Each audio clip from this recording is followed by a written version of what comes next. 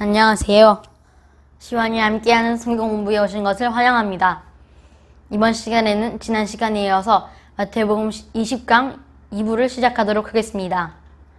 이번 내용은 크게 세 가지 내용으로 나뉘는데, 첫 번째는 예수님께서 죽음과 부활을 이루시고, 두 번째는 한 어머니의 요구와 세 번째는 맹인을 고치시는 내용입니다. 예수님은 16, 17장에 이어서 마지막 세 번째로 자신의 죽음과 부활을 제자들에게 이르십니다. 전에 두 번 예수님이 죽음과 부활을 언급하실 때는 제자들이 근심하거나 반대했었는데, 이번 내용에서 예수님이 죽음과 부활을 이루실 때는 제자들이 아무런 반응도 하지 않았지만 마음속으로는 근심을 하거나 아니면 예수님이 왜 죽으셨다가 부활하신다는 거지? 라고 의문을 가졌을 수도 있습니다. 이어서 세베대의 아들의 어머니가, 요한과 야고보의 어머니가 그의 아들들을 데리고 와서 예수님께 나와서 한 요구를 합니다. 이 요구는 예수님이 통치하실 하늘나라에서 야고보와 요한을 예수님의 좌우편에 앉게 해달라고 하는데, 예수님은 이 어머니의 요구를 듣고 야고보와 요한에게 이런 질문을 하십니다. 내가 마시려는 잔을 너희가 마실 수 있느냐? 야고보와 요한은 할 수 있나이다 라면서 자신이 어디를 가든지 예수님을 따를 것을 약속하지만, 예수님만이 마시는 무시무시한 이 잔을 제자들이 알 리가 없습니다. 제자들은 예수님의 좌우에 앉는 영광을 얻기 위해서는 어떤 고난도 이겨낼 수 있다는 생각을 했겠지만, 이들은 예수님께서 세 번이나 예수님께서 자신의 죽음과 부활을 언급하시면서도 죽음이 바로 그 고난인 것을 알지 못했습니다. 이런 면에서 예수님이 자신의 죽음과 부활을 언급하시는 내용과 세베대의 아들의 어머니가 예수님께 구하는 내용은 서로 연결이 됩니다. 이어서 마태복음 20장 23절을 보면, 이르시되 너희가 과연 내 잔을 마시려니와 내 좌우편에 앉는 것은 내가 주는 것이 아니라 내 좌우편에 아버지께서 누구를 위하여 예비하셨든지 그들이 얻을 것이니라. 23절에서는 자신의 좌우편에 앉는 것을 정하는 것이 아니라 자신의 아버지 하나님께서 내 좌우편에 앉는 것을 정하신다 라고 하십니다. 23절에서는 하나님이 예수님의 좌우편에 앉는 자들을 정하신다고 하셨는데, 하나님이 예수님의 좌우편에 세우신 자는 예수님이 순환을 당하실 때 좌우편에 함께 있었던 자는 끝까지 함께 있겠다고 한 야고보와 요한이 아니라, 아이러니하게도 야고보와 요한이 아닌 강도들이었습니다. 예수님이 세 차례나 제자들에게 자신의 고난과 부활을 예고했지만 그들은 알지 못했습니다. 후에 예수님이 고난을 당하실 때도 제자들은 고난의 자는 바로 예수님이 받으시는 그 고난이었구나 라는 것을 깨달았을 겁니다. 24절에서는 다른 열제자들이 그 말씀을 듣고 분이 여기고 시기를 했다고 하는데, 다른 열제자들은 내 아버지께서 누구를 위하여 예비하셨든지 라는 말씀이 이 말씀의 누구가 바로 야고보와 요한인 줄로 생각했습니다. 그러자 예수님은 25절에서 이방인들의 고관 얘기를 들려주십니다. 마태복음 20장 25절을 보면, 예수께서 제자들을 불러다가 이르시되 이방인의 집권자들이 그들의 임의로 주관하고 그 고관들이 그들에게 권세를 부리는 줄을 너희가 알거니와. 여기서 주관하다 라는 말이 매우 중요한데, 여기서 이 단어는 관리들이 권세를 부리고 아랫사람을 짓누르는, 다스리는 행위를 말합니다. 이렇게 다스리는 것, 위에서 아랫사람들을 다스리는 것이 바로 이전 고관과 왕들이 가지고 있는 특권이자 그들에게는 무엇이든지 즐길 수 있다는 즐거움을 주었을 것입니다. 다른 열제자들이 분노했다는 것은 그들이 바로 예수님을 따르면서 이런 삶을 기대했다는 것을 말해주고 있습니다. 예수님은 그 생각을 하시고 제자들에게 이렇게 말씀하십니다.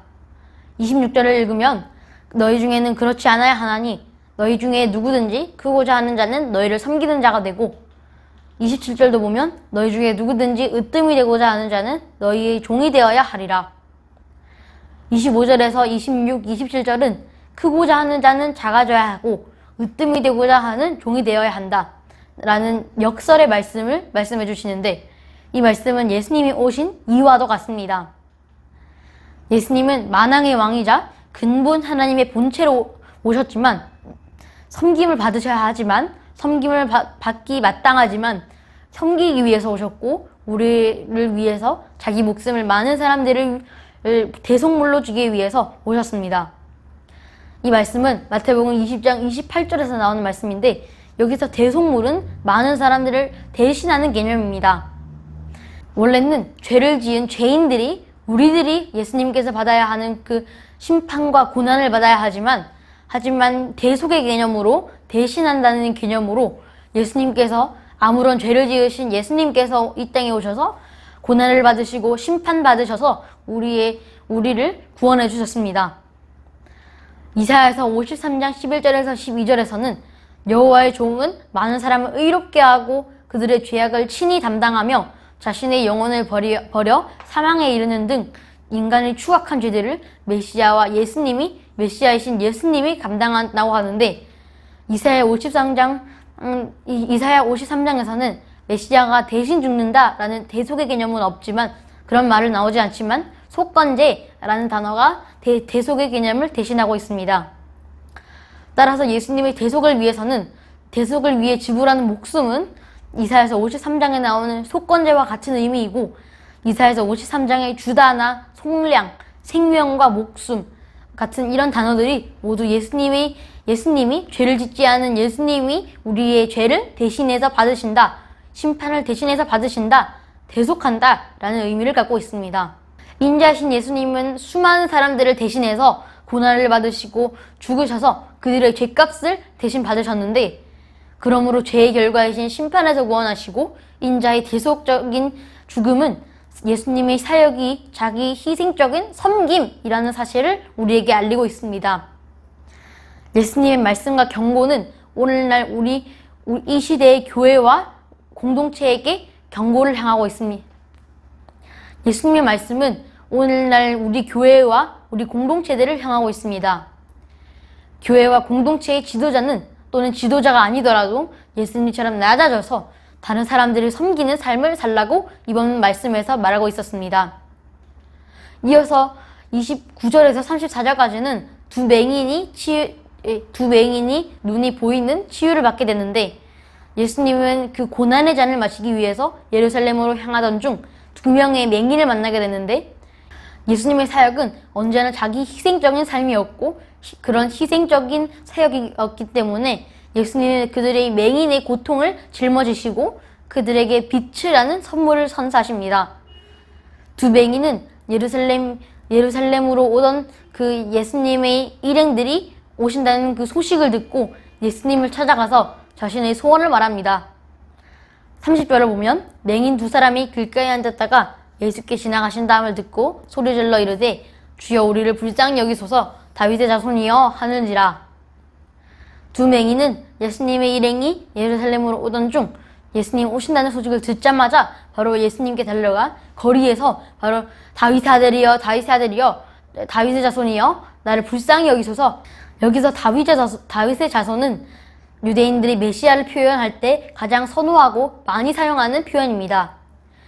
특히 예수님이 사람들에게 긍휼을 베푸실 때 긍휼하심을 원하고 또 사람들에게 예수님이 긍휼을 베푸실 때 가장 많이 나오는 내용인데 정작 유대인들이 지도자, 선생들은 이런 칭호로 예수님을 부르지 않고 메시아로도 인정하지 않고 다윗의 아들로도 인정하지 않습니다. 유대인 지도자, 선생들이 아닌 어린아이들, 이방인들, 장애인들 같은 사회적 약자들이 예수님을 다윗의 아들로 인정하고 예수님을 다윗의 아들로 고백하는 내용이 나오는데 이는 유대인들과 유대 지도자들이 예수님이 자신을 구원할 메시아인 것을 믿지 않았기 때문입니다. 두 맹인의 치유는 단지 맹인이 앞을 보게 되는 사건인 뿐만이 아니라 두 맹인의 마음까지 치유되는 사건입니다. 예수님이 고난을 받으신 이유가 무엇입니까? 바로 우리의 죄를 사하려고입니다. 우리의 마음까지 치유하시려고 예수님은 고난을 받으시는 겁니다.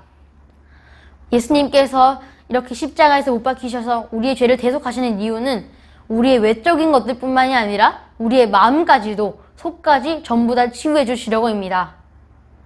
결론을 짓도록 하겠습니다. 첫 번째로 예수님이 낮아지셨듯이 우리는 낮아져야 합니다. 둘째로 다른 사람들보다 빨리 예수님을 믿었다고 우리는 다른 사람들보다 우월감을 가져서는 안 되고 다른 사람을 섬기는 모습을 보여줘야 합니다. 마지막 세 번째는 예수님은 우리의 죄를 대신하고 우리의 죄를 대속하고 마음까지도 치유하시기 위하여서 십자가에 못 박히시고 다시 살아나신 것을 믿어야만이 예수님께 사하심을 받을 수 있습니다. 감사합니다.